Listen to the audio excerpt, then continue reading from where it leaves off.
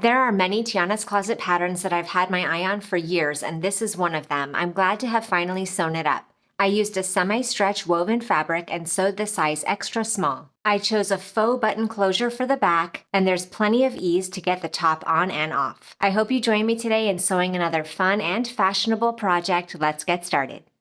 Here is the wrong side of my front bodice piece. I've marked my darts. Now I'm going to pin them in place.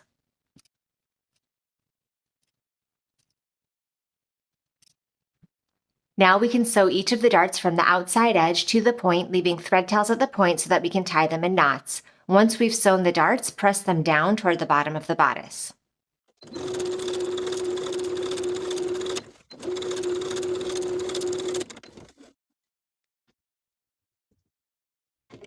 Now that the darts are formed, I'm going to finish the raw edges for the shoulders and for the sides for the front bodice piece, as well as for both of the back bodice pieces.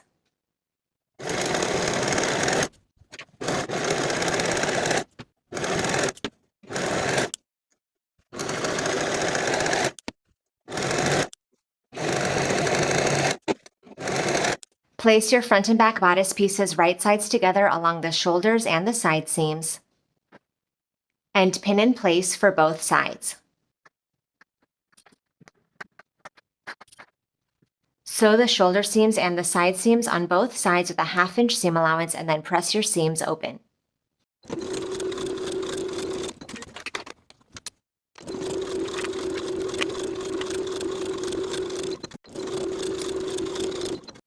I've applied interfacing to the wrong side of each of my facing pieces. Now I'll place the front and back facing pieces right sides together, matching the shoulder seams and pinning in place.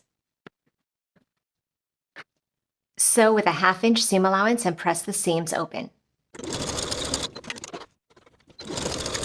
Now we can start attaching the facing to the bodice neckline. I'm going to start with the front of the garment, placing the facing of the front neckline right sides together, matching the shoulder seams and pinning in place.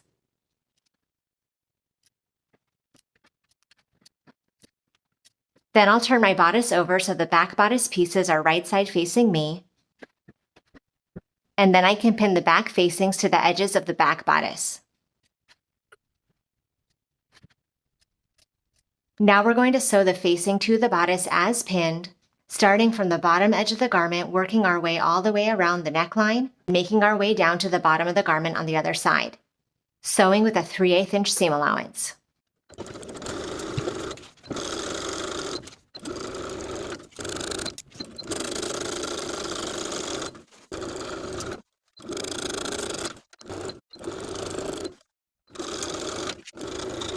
Clip into the curves of the neckline, careful not to clip through the stitching.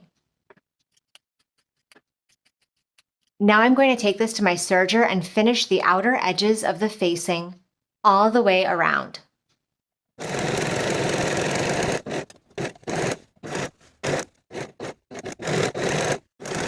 Now we can understitch the facing. Turn the facing up and away from the garment over its seam allowance. And we're going to sew the facing to its seam allowance with 1/8 inch seam allowance, all the way around. When you get to the pointed section of the facing on the back bodice, you won't be able to understitch that entire corner. So as you're understitching, you can stop your stitching, backstitching to secure, and then continue the stitching on the other side of the point to the bottom of the garment.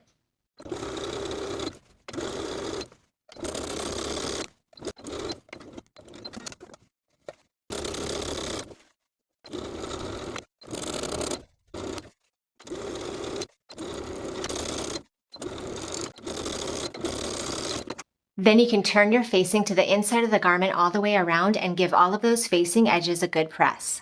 Along the top of the sleeve ruffle piece, we're going to sew basting stitches using the longest stitch on our machine and about a 1/4 inch seam allowance, sewing from one top edge to the opposite top edge.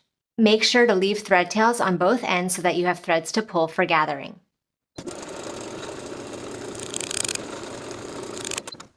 Then I'll place that basted edge right sides together with the bottom of the sleeve, first matching the centers and pinning in place. Then I'll start pulling the basting stitches so that the ruffle fits the bottom of the sleeve. Doing this on both sides and pinning in place.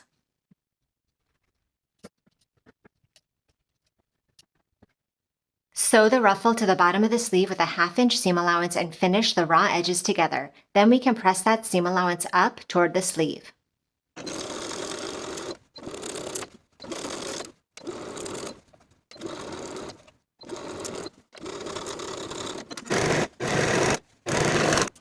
Fold your sleeve in half right sides together and pin the underarm seam. Then sew that underarm seam with a 1/2 inch seam allowance, finish the edges together, and press that seam toward the back.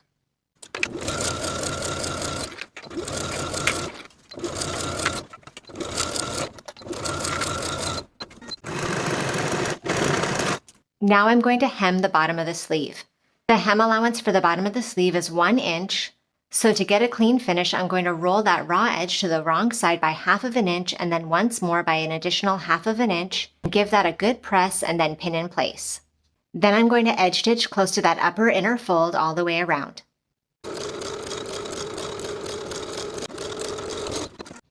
Now I can start inserting the sleeve into the armhole. With right sides together, I'll match the underarm seam and pin in place.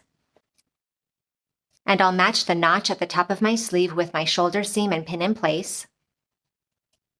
Then I'll match the remaining front and back notches and continue pinning around the armhole. Sew the sleeve into the armhole with a 3/8 inch seam allowance, finish the raw edges together, and repeat to complete both of your sleeves.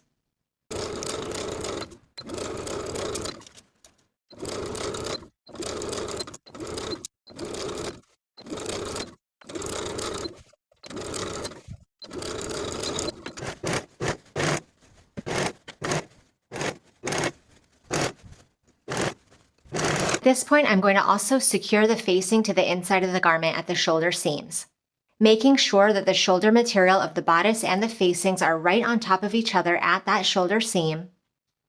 From the outside of the garment, I'm going to stitch in the ditch just as far as the facing, doing this to secure the facing on the inside for both shoulder seams.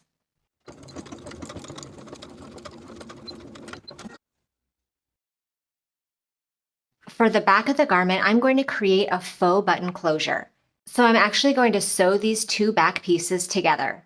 I'm going to take the left back bodice and place it over the right, making sure that they overlap by 1 inch, and pin in place.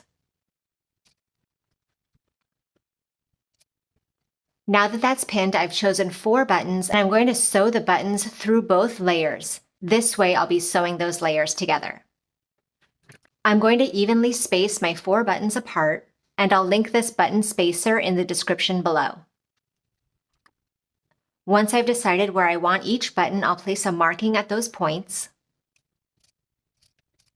and I'll sew each button in place a 1/2 inch away from the left back bodice edge, sewing through both back bodice layers.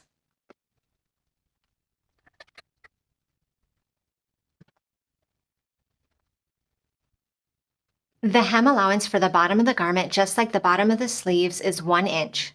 So I'm going to fold and press the raw edges to the wrong side by 1/2 inch, then roll that on top of itself by an additional 1/2 inch and press in place all the way around. Then you can pin that all in place and edge stitch close to that upper inner fold, just as we did for the bottoms of the sleeves.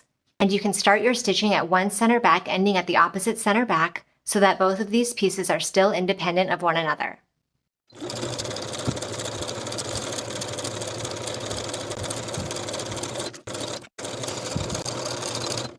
And now the top is complete.